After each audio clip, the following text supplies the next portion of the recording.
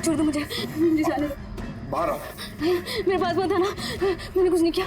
देखो हम लोग सीआईडी से, घबराओ मत, आओ, कुछ नहीं होगा तुम्हें। अच्छा अच्छा।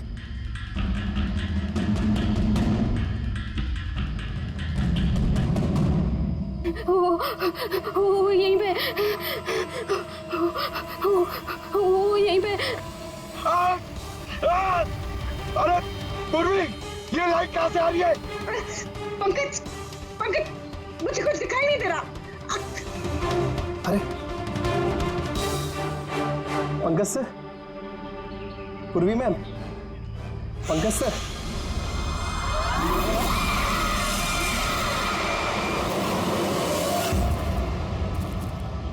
सर, खून के निशान तो यहाँ के खत्म हो गए।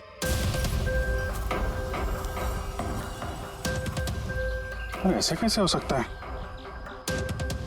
घायल आदमी अगर यहाँ पर आएगा तो यहाँ से अचानक कैसे गायब हो जाएगा? शायद वो मुजरिमों के हाथ लग गया यहाँ इस पॉइंट पे पहुंचने के बाद। हो सकता है। पता नहीं मोहित के अलावा और कोई है जिंदा कि नहीं। 1 घंटा हो गया तो पूर्वी और पंकज का कोई फोन कॉल नहीं है।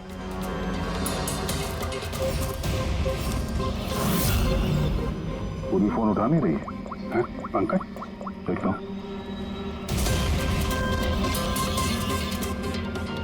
पंकज भी फोन नहीं उठा रहा है। अरे यार किसी मुसीबत में नहीं है दोनों? चलो चल के देखते हैं, चलो। यहाँ पे खून इस तरफ गए थे।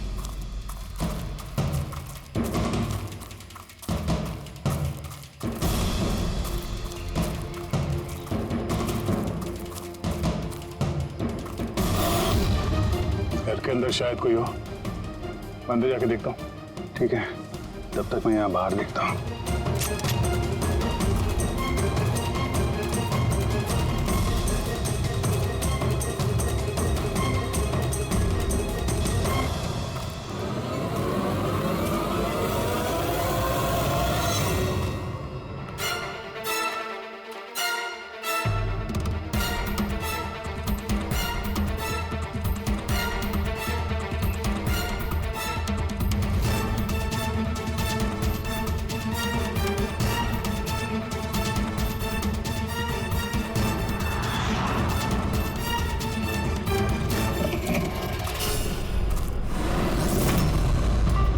पंकज कब आए?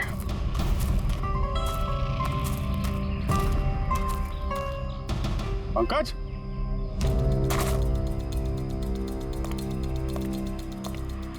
पंकज,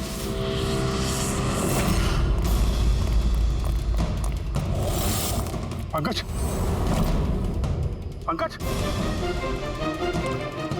पंकज, कैसे हो? उठो, उठो, सर, उठो। क्या हुआ? हाँ? सर वहाँ पे वो घर में गए थे सर, वहाँ पे एक लड़की थी सर। हाँ, सर बात ही कर रहे थे सर, पता नहीं एकदम से इतनी रोशनी आई सर कि कुछ दिखने नहीं, कुछ समझ में नहीं आ रहा था। वो घर से जैसे जैसे मैं निकला बाहर, शायद यहाँ गिर गया सर, पता नहीं, कुछ समझ में नहीं आ रहा सर, एकदम चक्कर आ रहा है। और पूर्वी, विनोद, वो कहाँ है? सर वो लोग पता नहीं सर, अंदर थे, बाहर निकले पता नहीं सर। ओह नो, क्या हुआ क्या तुम्हें? ये ठीक है। पूर्वी और विनोद मिले? नहीं, उस घर के अंदर तो कोई भी नहीं। ओह गॉड, उन्हें कहीं कुछ हो ना गया हो।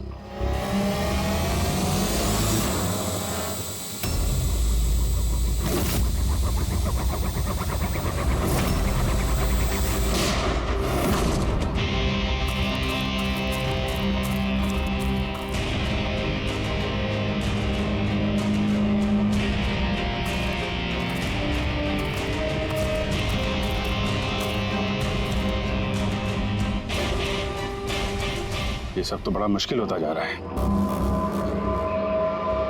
हमें वापस जाना होगा। चलो। क्या मतलब? देखो दया, हमें ये नहीं मालूम है कि अपराधियों की तादाद कितनी है, कितने कैमरे लगा रखे हैं यहाँ पे, कितने हथियार हैं उनके पास, ऊपर से हम पे हर वक्त नजर रखे हुए हैं। अभी फिलहाल हम उनसे मुकाबला करने की तैयारी में नहीं है। और पूर्वी, उसे यहाँ पे अकेला छोड़ के चले जाएंगे हम? यार दया देखो, पूर्वी उनके चंगुल में फंस चुकी है। हम उसको बचाने जाएंगे तो हम भी नहीं बच पाएंगे। अभिजीत क्या हो क्या गया तुम्हें? कुछ याद है सीआईडी में हमें पहले क्या सिखाया था? यही कि सबसे पहले अपने साथी को पीछे मत छोड़ना, चाहे वो जिंदा हो या मर चुका हो। अरे यार, हर लड़ाई रूल बुक के हिसाब से नहीं लड़ी जा सकती।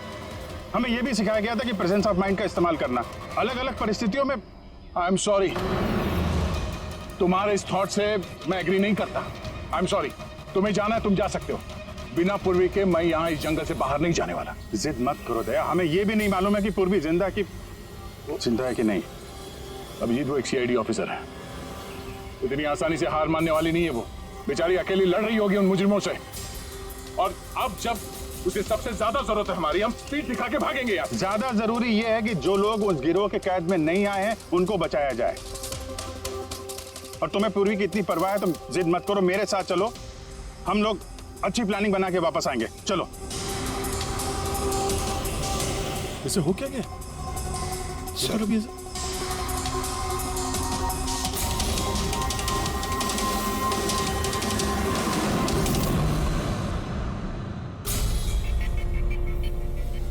सीआईडी के इतिहास में ऐसा पहली बार हुआ होगा कि सीआईडी किसी से डरकर दुम दबाकर भाग गई। हाँ सर, पहुंच गए आप? हाँ बस उसी जंक्शन पे रहिए, हम लोग आते हैं वहां पे। अरे सालुके सर, आप यहाँ? मैं यहाँ। आइए।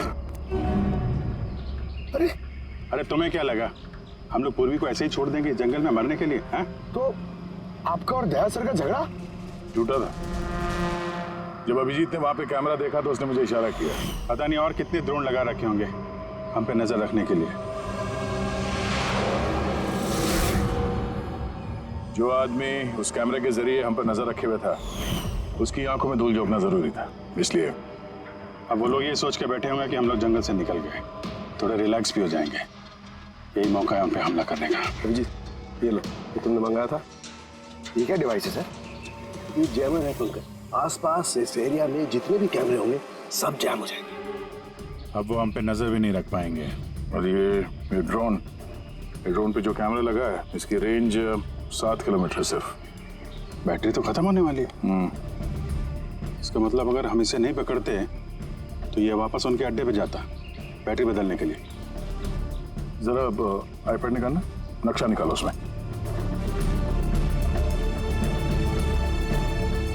ये वो जगह है जहाँ पे हमें ये ड्रोन मिला था, और इसके पास ही वो बंगलो है। लगता है यही होगा मुजरिम का ठिकाना। तो चलते हैं, चल के आजाद कराते हैं पूर्वी और बाकी जो जिंदा बचे हुए लोग हैं उनको। चलो। नहीं सर, आप मेघना और मोहित आप लोग यहीं पे रुकिए, हम लोग देखते हैं।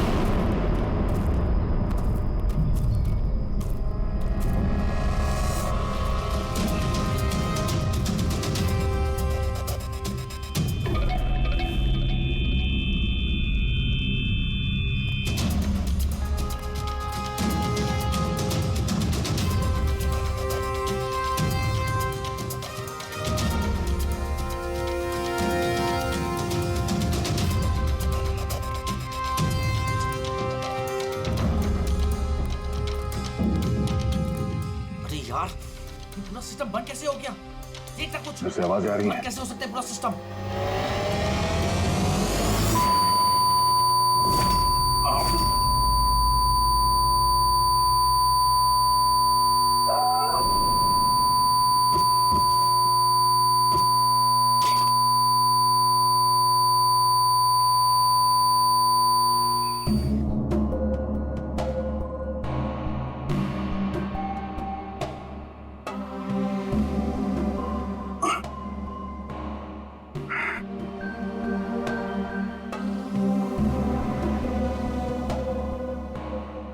पंकज,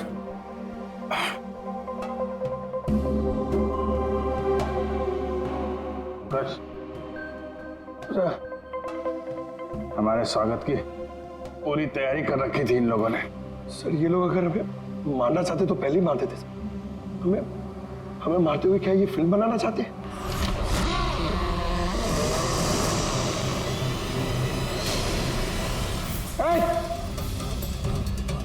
सच। जाओ। सच। मैं हूं पंकज। पूर्वी।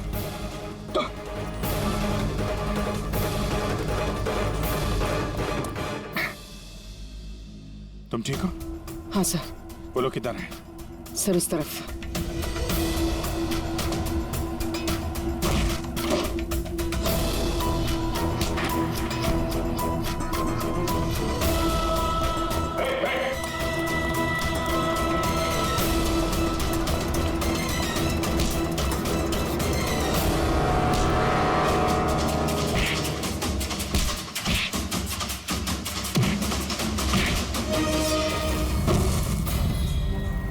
सर चल चल।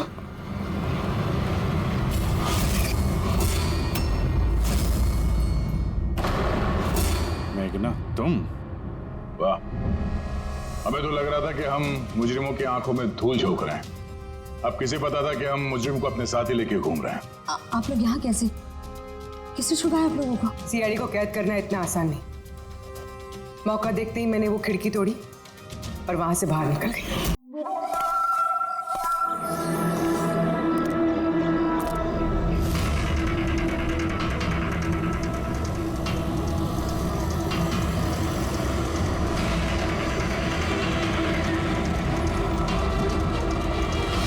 ए भाई, गाड़ी आगे ले।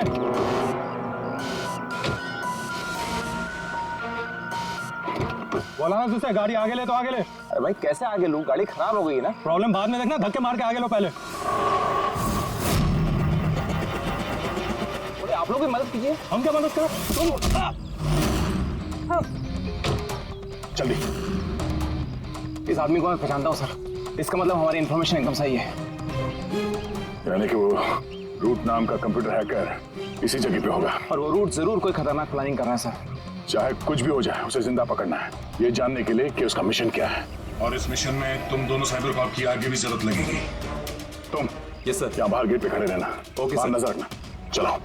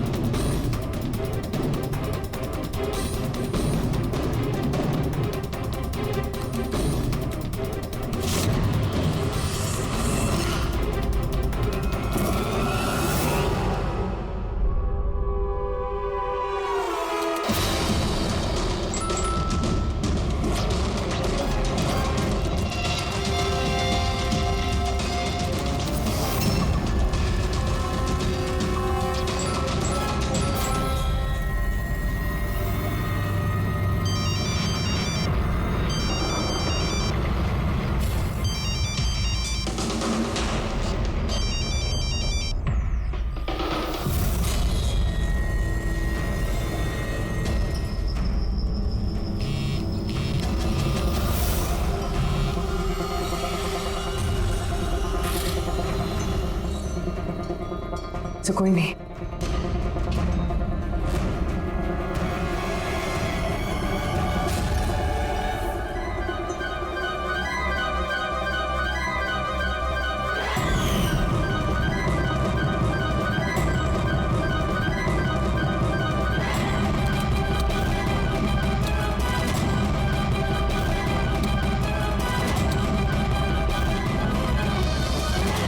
आप रेडी? सर सब जगह देख लिया, यहाँ पे कोई नहीं है। खबर तो गलत नहीं हो सकती, यहीं कहीं होना चाहिए। चलो देखते हैं।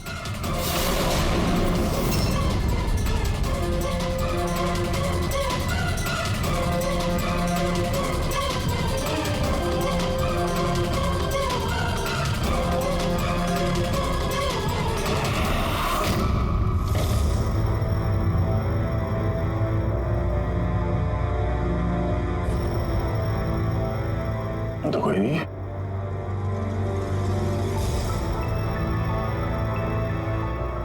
चेयर अभी भी गर्म है, लगता है यहाँ पे कोई था अभी। मगर सर एंड मौके पे भाग कैसे निकला?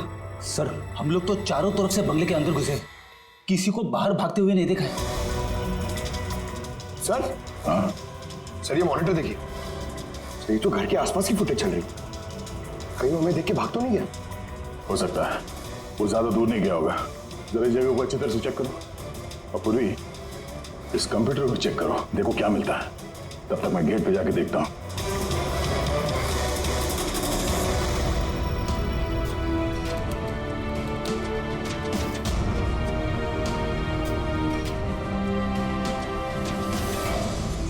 महेश,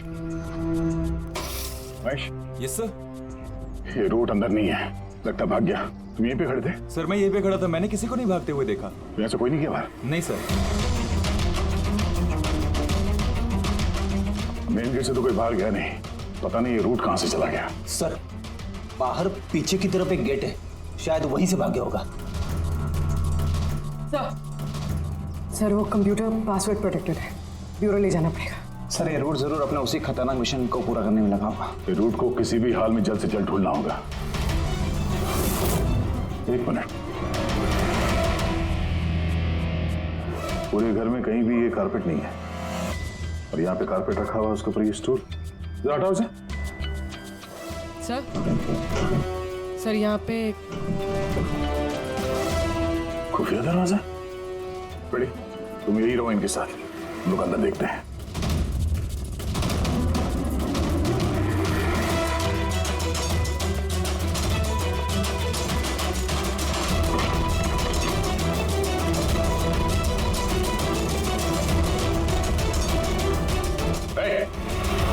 अब अगर अपने बचाव में कुछ कहना चाहती हो तो यही वक्त है।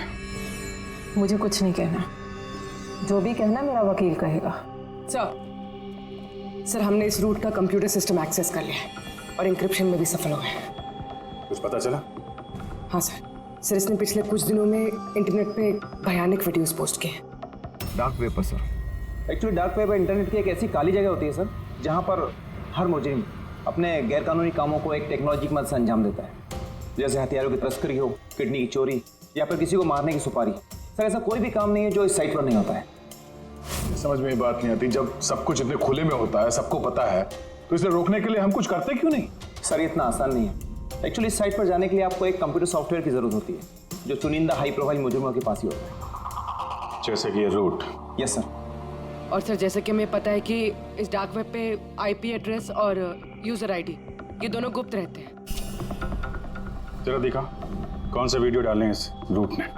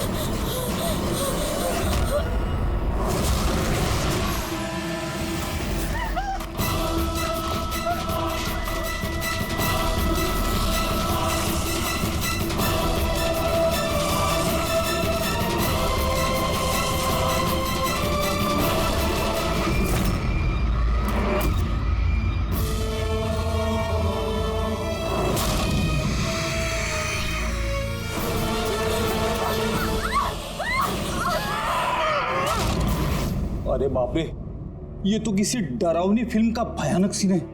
ये सीन क्यों डाला डार्क वेब में?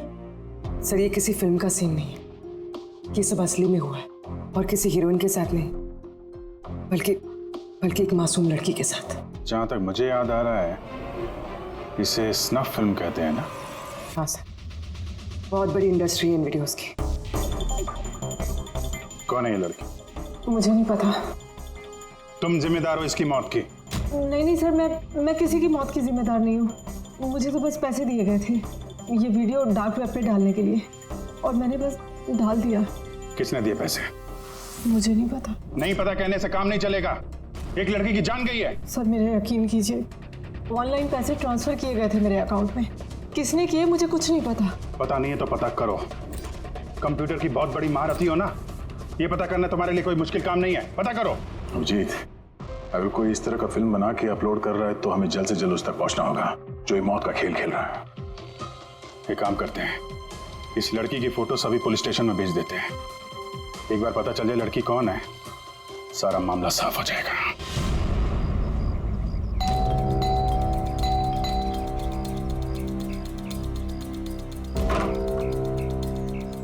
जी कहिए, किससे मिलना है? ये रिया का घर है ना? हाँ, मैं उसका पापा। आइए। वो हम लोग सीआईडी से हैं। आपके लिए एक बुरी खबर है। आपकी बेटी रिया अब इस दुनिया में नहीं रही। पता है, मगर आप उसके मौत के 10 दिन बाद क्यों आए हैं ये सब बताने? आपको पता है कि आपकी बेटी रिया की मौत हो गई है? आप उस कार एक्सीडेंट की इन्वेस्टिगेशन के लिए आए हैं ना, तो आपको ये तो मालूम पड़ा होगा कि रिया का तो फ्यूनरल भी हो गया है। एक मिनट, आप किस कार एक्सीडेंट की बात कर रहे हैं? वही जिसमें हमारी रिया चल बसी है। शेयर टैक्सी में वो पुणे जा रही थी। नहीं, रिया की मौत कार एक्सीडेंट में नहीं हुआ है। ये क्या कह रहे हैं आप? एक मिनट, ये रिया है। हाँ, ये रिया ही है। एक्सीडेंट वाले दिन उसने यही कपड़े पहने थे। एक मिनट, सॉरी बाबू, लगता है कुछ कंफ्यूजन है। आप जरा बताइए कि आपकी बेटी रिया का कार एक्सीडेंट कैसे हुआ था? शेयर टैक्सी में वो पुणे जा रही थी, 7 और लोग भी थे उसके साथ। तो रास्ते में उसकी गाड़ी का बड़ा भयानक एक्सीडेंट हो गया। पूरी कार आग के लपटों में झुलस गई। मरने वालों के तो चेहरे तक पहचान में नहीं आ रहे थे। तो आप लोगों ने रिया को कैसे पहचाना? उसके सामान के जरिए बस हम उसे पहचान पाए। आपने ये नहीं बताया कि ये फोटो कब की है? वैसे हम लोगों को भी पता नहीं कि ये फोटो कब की है, पर पता चलते ही हम आप लोगों को बता देंगे। लगता है रिया का ये एक्सीडेंट सिर्फ एक दिखावा था, उसकी मौत की असली वजह को छुपाने के लिए। सर अगर रिया का कार एक्सीडेंट एक दिखावा था, तो वो बाकी के 7 लोग जो उसके साथ गाड़ी में थे, कहीं वो भी रिया की तरह ही तो नहीं मारे गए? हो सकता है। सबके परिवार वालों से मिलना पड़ेगा। किस्मत अच्छी थी हमारी कि जो 7 लोग एक्सीडेंट में मारे गए थे उनमें से एक का अंतिम संस्कार नहीं हुआ था। देखते हैं डॉक्टर सालों के इस लाश से क्या सुराग निकाल पाते हैं। वैसे भी लाशें इतनी बुरी तरह से जल गई हैं कि चेहरा पहचान पाना मुश्किल है।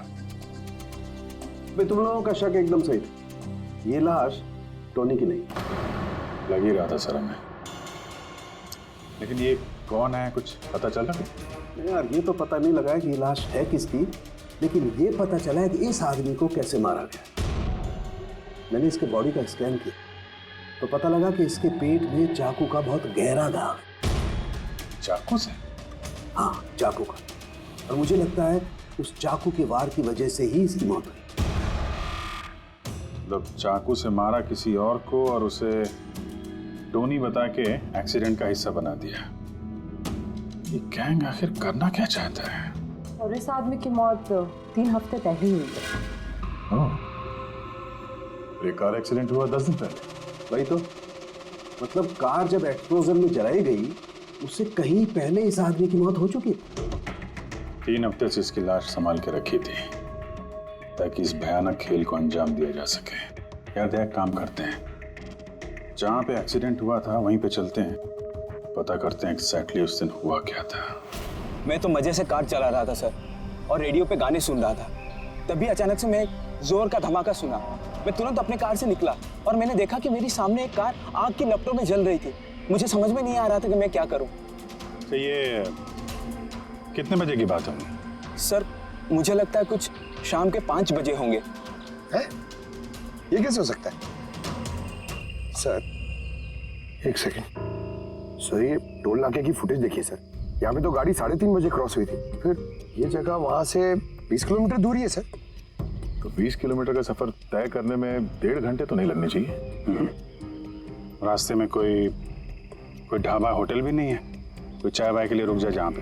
एग्जैक्टली तो उस हिसाब से गाड़ी को यहाँ पे 4 बजे पहुंच जाना चाहिए था, मगर यहाँ पे एक्सीडेंट हुआ 5 बजे। इसका मतलब है ये जुर्म इस 1 घंटे में ही हुआ है। तो गाड़ी को उस समय कहीं ले जाया गया और उन सबको उतार के उसमें 7 लाशें रख दी गई। और उसके बाद गाड़ी को यहाँ पे लाके ब्लास्ट करवा दिया। सब प्लान था। सर ऐसा लगता है इन सब लोगों को वहीं लेके गए हैं जहाँ पर रिया को लेके गए थे, वो स्नफ फिल्म बनाने के लिए। जगह जल्द से जल्द ढूंढनी होगी यार। पुलवी ने SMS भेजा तो किसी पेड़ की फोटो है। हाँ पूर्वी सर ये पेड़ जिसकी फोटो भेजी है मैंने, इसे मोरिंगा ओलिफेरिया कहते हैं सर। हाँ सर ठीक ऐसा ही पेड़ रिया वाली फुटेज में भी है। ये देखिए सर, उस फुटेज का स्क्रीनशॉट भेज रही हूँ मैं। सर ये पेड़ महाराष्ट्र के 2 जंगलों में पाए जाते हैं। ये तो एग्जैक्टली वैसे ही पेड़ है, महाराष्ट्र के 2 जंगलों में। कौन कौन सी जंगलों में? सर एक जंगल है जो नासिक के पास है और दूसरा जंगल एक्सीडेंट वाली जगह से सिर्फ 1 घंटे की दूरी पे है और इस जंगल का नाम है प्रीफिक्स फॉरेस्ट। जरूर ये मौत का खेल इस प्रीफिक्स जंगल में ही हुआ है। प्रीफिक्स फॉरेस्ट तो काफी बड़ा जंगल है यार, मीलों तक फैला हुआ है। फॉरेस्ट ऑफिसर की मदद लेनी होगी।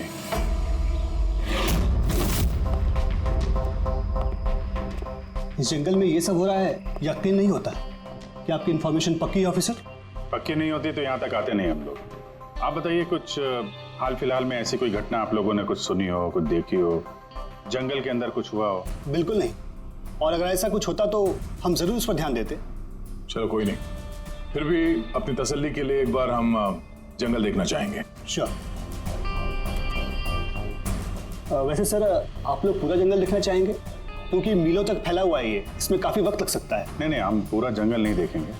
हमें जंगल का वो हिस्सा दिखाइए जहाँ पे कोई आता जाता नहीं है, क्योंकि अक्सर सुनसान इलाकों में ही जुर्म पनपता है। Okay officers. विनोद, मेघना, इन्हें जंगल के उन इलाकों की दिखाने की जिम्मेदारी आपकी है। ओके? जी सर। Yes sir. सर एक सेकेंड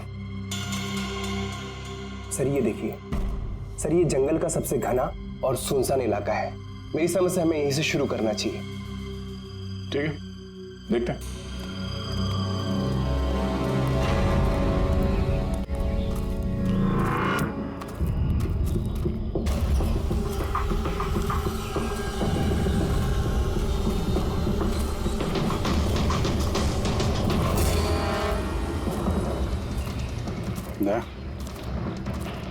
यहाँ पेड़ पे देखा?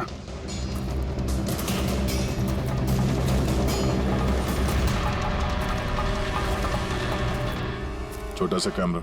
मतलब हम लोग सही जगह पे आ गए हैं। यही वो जगह है जहाँ पे वो फिल्म बनाई जा रही है। कैमरा ऊपर भी है, उस तरफ पैंट है।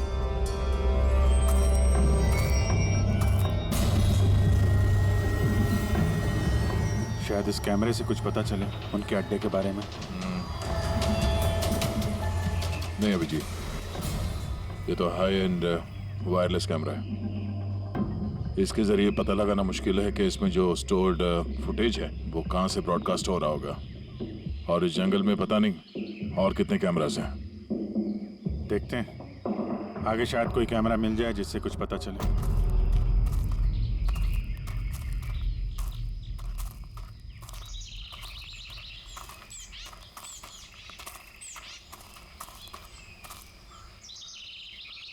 सर, सही निशान देखिए। मुझे लगता है हमसे पहले यहाँ कोई आया है। हम लोग सही डायरेक्शन में जा रहे हैं।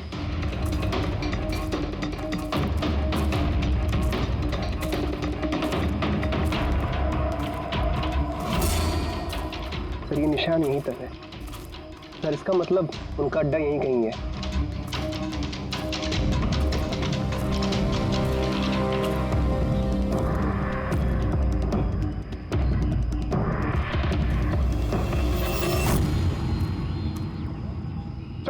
चल जल्दी आइए। एक मिनट चल, एक सेकंड घबराओ मत, हम लोग सीआईडी से हैं। उठो उठो उठो। सर आप लोग सीआईडी से, मुझे बचा लीजिए सर।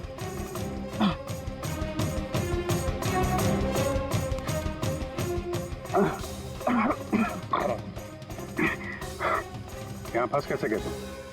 सर मुझे इस जंगल से बाहर निकलने का रास्ता नहीं मिल रहा सर, उस खूनी ने एक एक करके सबको मार दिया।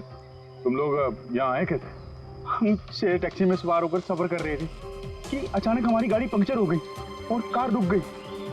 सड़क पर पहले से किसी ने कीले और कांच के टुकड़े रखे हुए थे सर। फिर इसके बाद कुछ लोग आए जिनके चेहरे नकाब से ढके हुए थे और जब तक हम कुछ कर पाते उन्होंने हमें बेहोशी के इंजेक्शन लगा दिए। और जब मुझे होश आया तो मैं इस घने जंगल में था सर। मैं ही जानता हूँ कि इस जंगल में मैं भूख प्यास से कैसे रहा हूँ। कभी लकड़ी खाई तो कभी पेड़ के पत्ते, और जब भी किसी के चिल्लाने की आवाज़ आती तो समझ जाता किसी की जान चली गई। यहाँ जगह जगह कैमरे लगे हुए हैं। तुम्हारी किस्मत अच्छी थी कि तुम उनके पकड़ में नहीं आए। सर पकड़ इसलिए नहीं पाए क्योंकि उन्होंने एक कैमरा मेरे कमीज के बटन में लगाया हुआ था और वो बटन मैंने तोड़कर फेंक दिया। शायद इसी वजह से वो मुझे ढूंढ नहीं पाए। तुम्हें अंदाजा है कि बाकी के लोगों में कितने लोग जिंदा हैं अभी तक? मालूम नहीं सर, पर कल रात जब मैं पेड़ पर बैठा हुआ था मुझे किसी के चीखने की आवाज़ आई थी। न जाने वो उनको घायल कर रहे हैं या फिर जान से मार रहे हैं सर। किस तरफ से आवाज़ आई थी, कौन सी दिशा से, कुछ याद है आपको? मेरे पेड़ इस तरफ, शायद उस तरफ से सर।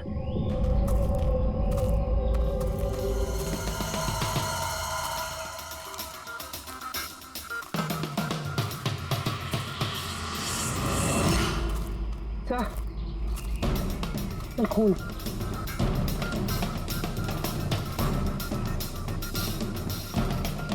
तो यहाँ पर भी। इसका मतलब उनमें से कोई घायल है, किस तरफ गया होगा? सर ये देखिए, खून के कुछ निशान इस तरफ भी जा रहे हैं। इस तरफ भी खून का निशान है और इस तरफ भी है, दोनों तरफ है। दोनों तरफ देखना पड़ेगा। पंकज, पूर्वी, तुम लोग इधर देख लो, हम लोग इधर देख लेते हैं। विनोद, तुम इनके साथ जाओ और हाँ, हर आधे घंटे में अपडेट देते रहना, ठीक है? आप आइए।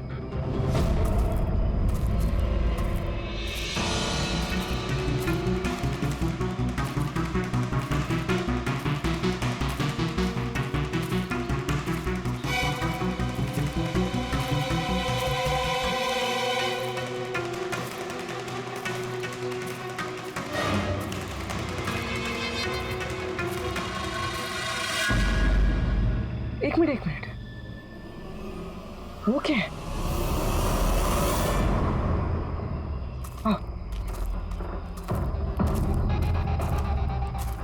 घर, शायद घायल विक्टिम ने यहीं पर पनाह ली हो। जंगल के बीच में घर, मगर नक्शे के हिसाब से तो यहाँ कोई घर नहीं था। हो सकता है ऐसे फिल्म बनाने वालों को ऐसे लोकेशंस की जरूरत पड़ती है ताकि उन्हें कोई ट्रैक ना कर सके। हो सकता है उस घर में जो घायल आदमी है वही मुजरिम हो सकता है पंकज, और ये भी हो सकता है कि आगे और भी कैमरास लगे हों। होशियार रहना।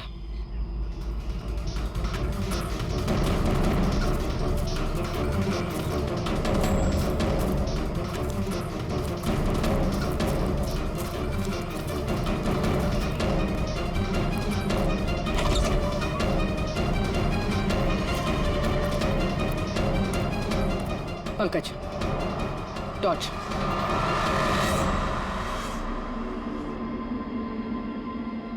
ये घर तो एकदम हिंदी फिल्मों की डरावनी पिक्चरों जैसा। ये देखो, उस घायल विक्टिम को यहीं पर लाया गया है। वो आवाज सुनी? अंदर से आ रही है।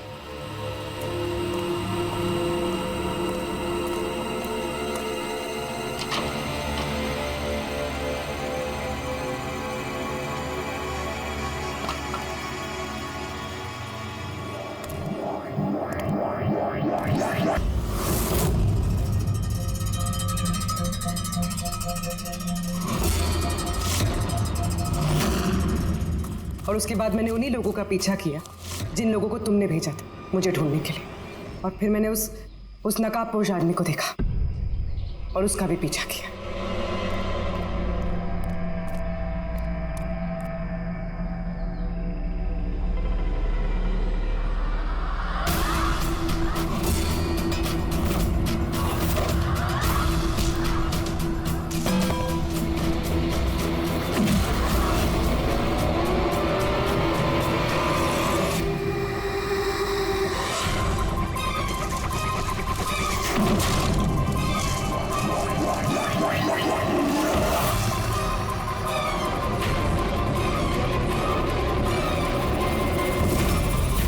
कुछ देर बाद जब मुझे होश आया तो मैंने देखा कि मगर इससे पहले कि मैं बाकी ऑफिसर्स तक पहुंच पाती तुम्हारी उस सोनिक बूम वाली आवाज ने इन्हें बेहोश कर दिया था। वो तो मेरी किस्मत अच्छी थी कि मैं दूर थी और उस आवाज का मुझ पर कोई असर नहीं हुआ। और फिर मैंने सोचा कि क्यों ना उस नकाब को ही मैं अपना हथियार बना लूं। जिस बेरहमी से तुमने लोगों की जान ली है, तुम तो औरत कहलाने के लायक भी नहीं हो। अब ये बताओ तुमने ये सब किस लिए किया? ये सब मैंने पैसों के लिए किया है सर। जितने पैसे मुझे इस काम के लिए मिल रहे थे ना, उतना तो मुझे अपनी जॉब में 5 साल में भी नहीं मिलता। और वैसे भी क्या फर्क पड़ता है, रोज इतने लोग मरते हैं, अगर 2-4 और मर गए तो क्या हुआ? तुम्हें शायद मालूम नहीं है कि तुम कितनी बीमार हो। बाकी लोग कहाँ हैं जो तुम्हारे साथ में थे? मैंने किसी को कोई नुकसान नहीं पहुंचाया सर, इतनी भी बुरी नहीं हूं मैं। और वैसे भी मैंने कोई भी खून अपने हाथों से नहीं करा है। मुझे तो एक औरत ने करोड़पति बनने का ऑफर दिया था जो मैंने एक्सेप्ट कर लिया। कौन औरत? बहुत अजीब सा नाम था उसका।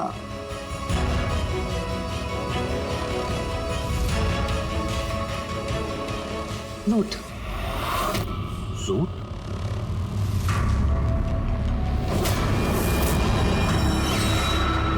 तो रूट है इस सब के पीछे मास्टरमाइंड। अब उसने ऐसा क्यों किया उसका जवाब तो अब वही देगी। तो जहां तक तुम्हारा सवाल है, कानून तुम्हें कड़ी से कड़ी सजा देगा।